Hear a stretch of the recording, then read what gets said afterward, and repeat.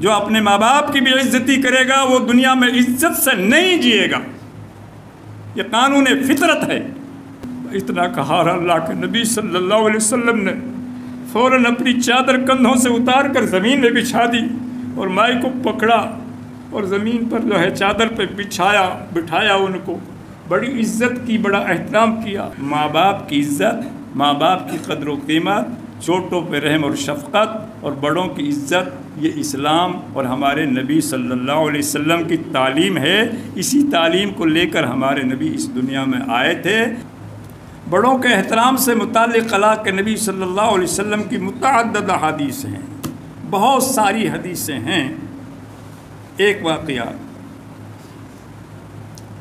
مائی حلیمہ سے سب لوگ واقف ہیں۔ مائی حلیمہ کون ہے؟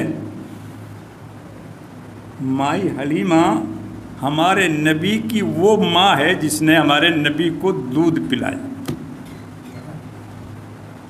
جس کے پیٹ سے ہمارے نبی پیدا ہوئے، اس ماں کا نام تو مائی آمنہ ہے، اور جس نے دودھ پلایا اور 4 سال تک اپنی گود میں کھلایا، اس مائی کا نام مائی حلیمہ ہے۔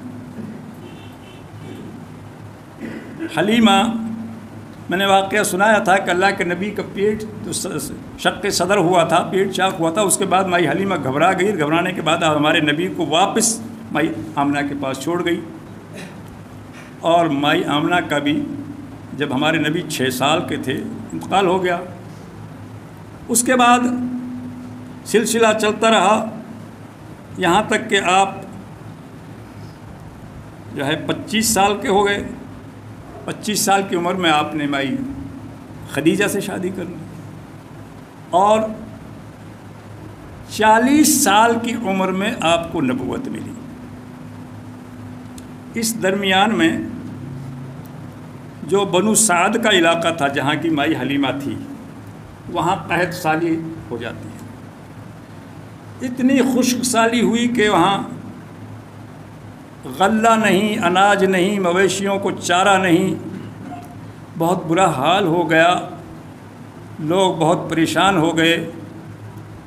مائی حلیمہ کے دماغ میں آیا کہ میں نے جس بچے کو 4 سال گود میں کھلایا تھا، وہاں دیکھوں جا کر کے اس کا کیا حال ہے، شاید وہاں سے کوئی تھوڑی بہت مدد ہو جائے۔ اس امید پر، اس آرز پر مائی حلیمہ رضی اللہ عنہا اس لیے کہہ رہا ہوں کہ مائی حلیمہ ایمان لے آئی تھی، مسلمان ہو گئی تھی، وہ کافرہ نہیں رہی تھی۔ اللہ کے نبی نے جب نبوت کا دعویٰ کر دیا تھا، جب آپ نبی بن گئے تھے، تو اللہ کے نبی کی عمر میں ہی وہ ایمان لے آئی تھی۔ مائی حلیمہ مکہ میں پہنچی، تقریباً 40 سال کے بعد یا 45 سال کے بعد مکہ میں محمد صلی اللہ علیہ وسلم سے ملاقات ہو رہی ہے۔ اس وقت آپ گودی میں بچے تھے، آج آپ جو ہے نبی بن گئے ہیں، اور مکہ کے حالات ہی بدل گئے ہیں، اور مائی حلیمہ اس وقت جوان عورت تھی، اب وہ بالکل ضعیف بزرگ ہو گئی ہے۔ اس بزرگی کی حالت میں ڈھونڈتے ڈھونڈتے اس نے محمد صلی اللہ علیہ وسلم کے گھر کو ڈھونڈ لیا، مائی خدیجہ کے گھر کو ڈھونڈ لیا۔ اب جو ہے وہ پتہ کر رہی ہیں کہ محمد کون ہے۔ ویسے کہاں پہچان میں آتا ہے، جو بچہ گود میں کھلایا ہو 40-50 سال کے بعد کیسے پہچاننے میں آئے۔ کسی نے بتایا کہ محمد یہ ہے۔ مائی حلیمہ ہمارے نبی کے پاس گئی، جا کر کے آپ کے چہرے کو دیکھا، بہت دیر تک غور سے دیکھتی رہی۔ ہمارے نبی صلی اللہ علیہ وسلم نے سوچا کہ یہ عورت، یہ بڑھیا، یہ بزرگ بیچاری کون ہے، وہ بھی کیا پہچانتے، ان سے بھی پہچان کہاں ہوتی، یہ کون ہے، اور یہ اس طرح اس غور سے دیکھ رہی ہے، کیا ماجرا ہے۔ اللہ کے نبی نے پوچھا माई क्या बात है, क्या देख रही है तू, किस चीज़ की पहचान कर रही है? वो कहती है मैं ये देख रही हूँ कि क्या मेरा ये वही मोहम्मद है जिसको मैंने गोदी में खिलाया था? मेरे पहचान में नहीं आ रहा है कि माई कौन है तू? कि बेटा मैं हलीमा हूँ।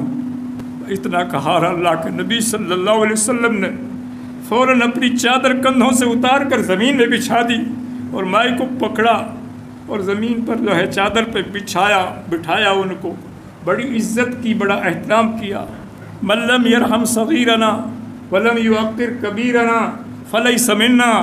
जो अपने बड़ों का एहतराम ना करे, जो अपने माँ बाप का एहतराम ना करे, जो अपने माँ बाप की इज्जत ना करे, जो अपने माँ बाप की कदर ना करे, अल्लाह के नबी सल्लल्लाहु अलैहि वसल्लम फरमाते हैं फलैसा मिन्ना, वो मेरी उम्मत में नहीं है, वो मेरा उम्मती नहीं है, वो हम में से नहीं है। अल्लाह के नबी सल्लल्लाहु अलैहि वसल्लम ने उसको एहतराम के साथ बिठाया। अपनी माँ की इस कदर की, ऐसी मेहमानी की, ऐसी खातर तवाज़ो की। वो माँ उसने जना नहीं है, उसको पैदा नहीं हुआ है उसके पेट से, सिर्फ उसने दूध पिलाया है मजदूरी पे। हमारे नबी को दूध पिलाया है और उसने उजरत ली है, लेकिन उस माँ की कदर कर रहे हैं हमारे नबी सल्लल्लाहु अलैहि वसल्लम। और इतनी कदर कर रहे हैं कि अच्छे अच्छे मेहमानों की जो मेहमानी न की जाए वो मेहमानी उससे कह रहे हैं। और खदीजा से कह रहे हैं कि ये मेरी माँ है, इसकी इज्जत ऐसी करो कि जो ये याद रखे। खूब उसको कई दिनों तक रखा, अच्छा खिलाया, अच्छा पिलाया। और फिर जो ऊँट लेकर वो आई थी, जिस ऊँट पर सवार होकर आई थी, उस पूरे ऊँट को माल से, गल्ले से, घर की जो चीज़ वस्तु होती हैं, घर में जो काम आने वाली चीज़ें होती हैं, उन तमाम सामान से उस ऊँट को पूरा लद दिया। और फिर कहा है कि 40 बकरियां उसको भेंट में दी। 40 बकरियों का रेवड़ दिया माई हलीमा को और पूरा ऊँट गल्ला भर कर दिया और कहा कि माई अगर इसमें कोई ज़रूरत पड़े तो दोबारा फिर आ जाना या मुझे ख़बर भिजवा देना।